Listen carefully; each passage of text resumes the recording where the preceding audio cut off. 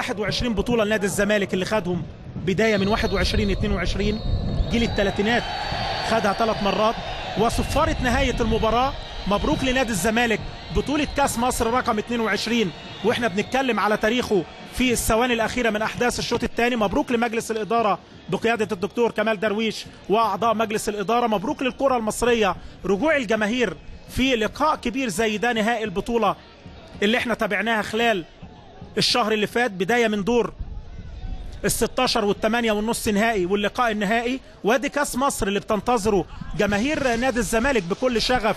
والنهارده اللي كانوا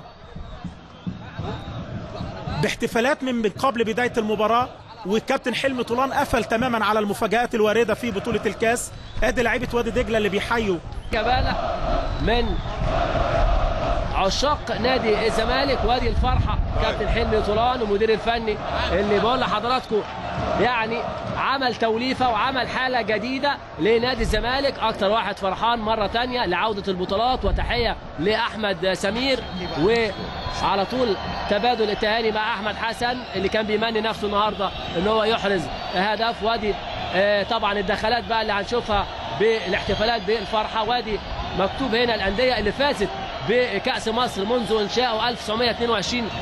نادي الزمالك كان صعب أول بطولة، وشفنا النادي الأهلي هو الأكثر فوز بهذه البطولة. وادي الكابتن علاء عبد العزيز طبعا المنسق العام في هذه المباراة في المقصورة الرئيسية، والكابتن وليد مهدي موجود في الملعب. وادي الكابتن أحمد الصحيفي طبعا المشرف العام على فريق الجونة ومنظم طبعا لهذا اللقاء. وادي احتفالية كبرى، احتفالية كبرى وفرحة من لاعيبة نادي الزمالك اللي بقول لحضراتكم غابت كتير، وكان الجماهير يعني تملي بتنتظر هذه الفرحة.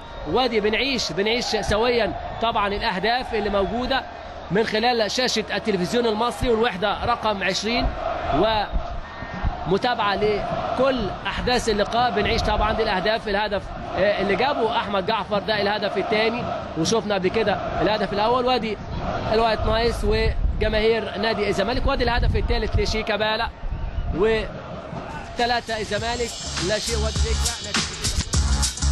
دجلة ملعب المباراة وصوت وصورة مع مراسم تسليم كأس مصر. المدرب العام والكابتن عبد الباقي جمال بيتسلموا طبعا ميداليات الفضة المركز الثاني، ومعاهم طبعا اخصائي التدريب ناصر هريدي ومحمود نبيل وسيد محمود، والقيادة طبعا الفنية لكابتن هاني رمزي، وحوار كده من أيمن يونس، كابتن أيمن يونس عضو مجلس إدارة نادي الزمالك، وكابتن محمود الشامي، ودكتور كمال درويش، والكابتن جمال علام رئيس مجلس إدارة الاتحاد المصري لكرة القدم. وهنا الفرحة من الكابتن حلمي طولان وعبد الواحد السيد هيخشوا طبعا لعيبه نادي الزمالك، ومعاهم طبعا وليد مهدي المنسق هنا في الملعب من الاتحاد المصري لكرة القدم للملعب. هذه كوارشي بيتلقى طبعا الميدالية، والكابتن احمد فتح الله وكابتن عبد الباقي جمال من طبعا اعضاء مجلس اداره. وادي كابتن خالد لطيف عضو مجلس اداره الاتحاد المصري لكرة القدم في المقصورة الرئيسية. جو جميل واحتفالية رائعة. دي كابتن أيمن يونس، وادي هيثم حارس المرمى هيثم محمد، والحوصري شفناه قبل كده. وادي بدلاء أيضا فريق وادي دجلة سواء أحمد مجدي شادي عهدي وأيمن عادل، عشان ما ننساش حد طبعا من كل أسامي فريق وادي دجلة. ادي نادي الزمالك، ويدخل عبد الواحد السيد كابتن التيم أول واحد يتلقى طبعا الميدالية الذهبية وحصوله على طبعا المركز والفوز بالمركز الاول وهو الفوز بكأس مصر. طبعا المركز الثاني في وادي دجله شيكا بالا.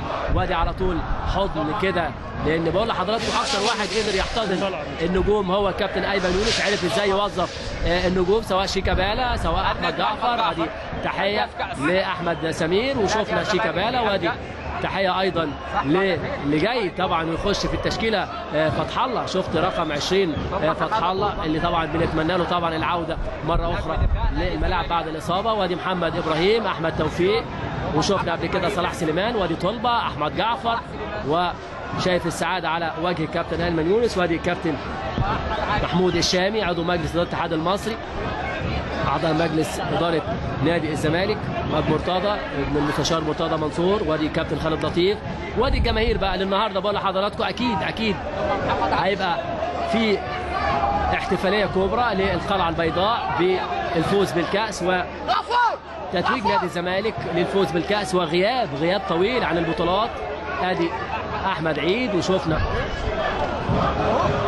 لعيبه نادي الزمالك بتتلقى التهنئه طبعا في المقصوره الرئيسيه. مؤمن زكريا، وادي عمر جابر، محمد عبد الشافي داخل، وادي هاني سعيد، احمد حسن بيسلم هنا على الكابتن طارق ابو زيد وزير الرياضه، والكابتن جمال علام رئيس الاتحاد المصري لكره القدم. جو جميل واحتفاليه رائعه هنا في استاد الجونه الرياضي. بقول لحضراتكم اللي احتضن يعني وادى بريق امل لعوده النشاط الكابتن اسامه نبيه، واحد من نجوم نادي الزمالك، كان لاعب وايضا النهارده بيتلقى طبعا كاس مصر، بيحصل على الكاس وهو مدرب، قبل كده حصل على الكاس وهو لاعب، تتحسب له. ايضا الكابتن حلمي طولان المدير الفني، كابتن ايمن حافظ طبعا مدرب حراس المرمى لنادي الزمالك، ايضا الكابتن ممدوح المحمدي المدرب العام، وادي احمد عيد والفرحه بالميداليه. هنشوف طبعا وادي احمد علي، وادي جعفر والتحيه. ايضا نادي الزمالك الكابتن حماده انور المدير الاداري، والكابتن ادي حضن كبير جدا لحلمي طولان من الكابتن ايمن يونس، وادي الكابتن اسامه نبيه. فرحانين طبعا ما فيش شك بعوده البطولات مره اخرى. الجهاز الفني والاداري لنادي الزمالك حماده انور ايضا مدير اداري، والكابتن احمد السيسي الاداري، الكابتن مصطفى المنيري طبيب الفريق، الدكتور عمرو المطراوي مدرب احمال، والكابتن محمد السيد والكابتن علي حسونه. دول اعضاء الجهاز الفني كلهم داخلين علشان يتلقوا الميداليات الذهبيه. بعد لحظات طبعا هنشوف عبد الواحد اكيد هو بيحمل الكاس بعد غياب، وادي حضن ايضا لاحمد ونور السيد. ادي نور السيد واخد شو كده عالي هنا الكابتن ايمن يونس، لان بقول لحضراتكم هو قعد احساسه كده كطبعا لعيب سابق في نادي الزمالك ومنتخب مصر، والان في مجلس الاداره، عارف طبعا نفسيه اللاعبين وازاي يخرج اللعيبه من نواحي النفسيه، وده كان نقدر نقول خطته في المرحله الاخيره. وادي جماهير نادي الزمالك اللي بقول لحضراتكم الكل بيرفع لهم التحيه، انهم جم يعني الى مدينه الجونه بحوالي 450 كيلو من القاهره بعد ترقب وقلق في النهارده يكون المباراه بجماهير. اعتقد النهارده يوم رائع، لو المباراه بدون جماهير اعتقد ما كانش هتخرج بالحلاوه والطعامه ديت. ادي على طول باقي اعضاء الجهاز الفني والاداري بتتلقى تاني، وادي الدكتور كمال درويش رئيس مجلس الاداره، وادي طبعا الفرحه من الجهاز الفني والاداري ولاعيبه نادي الزمالك بالكاس. طبعا منتظرين حمل الكاس، منتظرين اللقطه القويه اللي هتطلع.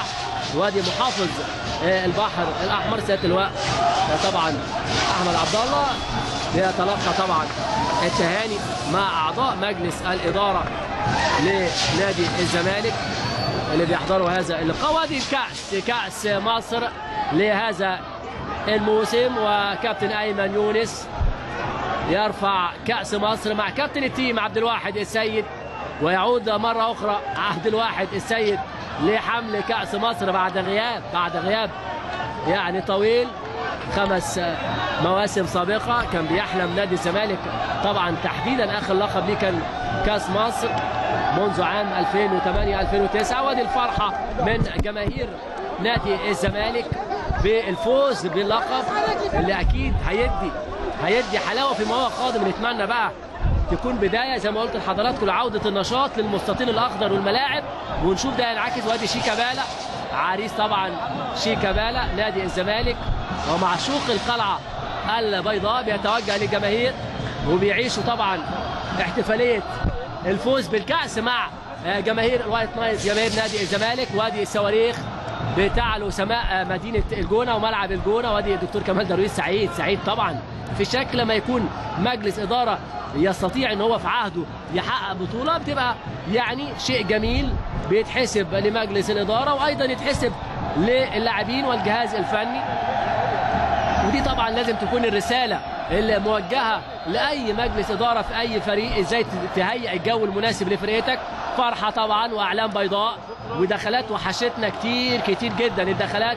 وادي الجماهير بتحمل طبعا الكأس، لأن هي الجماهير. وادي طبعا رفع الكأس من الوايت نايس ورابطة مشجعي نادي الزمالك اللي صبرت كتير جدا جدا لهذه اللحظة اللي بينتظرها طبعا كل عشاق الأبيض.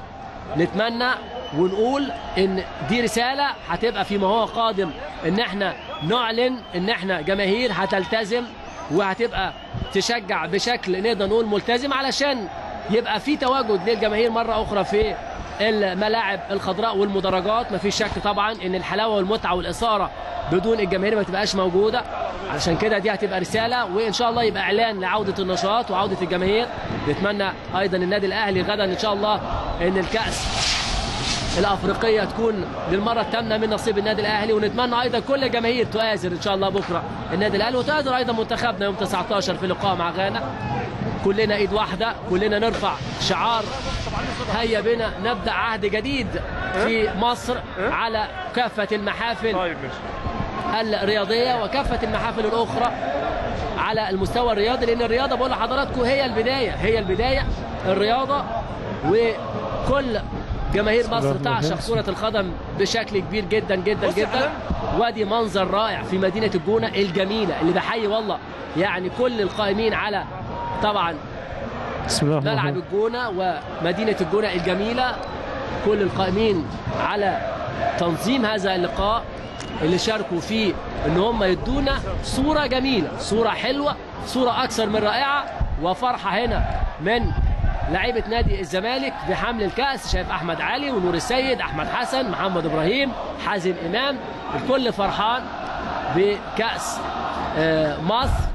أحمد حسن يعني عميد لاعبي العالم، أحمد حسن اللي كان بيسعى جاهدا بكل الطرق أنه يكون موجود في هذه المباراة، زود على نفسه في التمرين في الآونة الأخيرة، بقى موجود في التشكيلة في ال 19، والنهارده كان موجود في الشوط الثاني علشان اللحظه الجميله. وادي شيكابالا سعيد مع فرقته. نتمنى بقول لحضراتكم ان ده ينعكس على اداء منتخبنا ان شاء الله فيما هو قادم باذن الله، ونشوف اداء طيب باذن الله. عموما اعزائي المشاهدين، سعدت بكم المعلق الرياضي سامح الشرباجي، وسعد بكم ايضا الدكتور خالد عبد العاطي مخرجا لهذا اللقاء، وايضا الوحده رقم 20.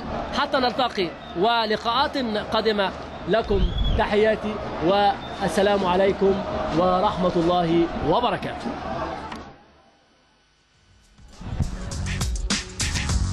تحت شعار اجمل احساس الفوز بالكاس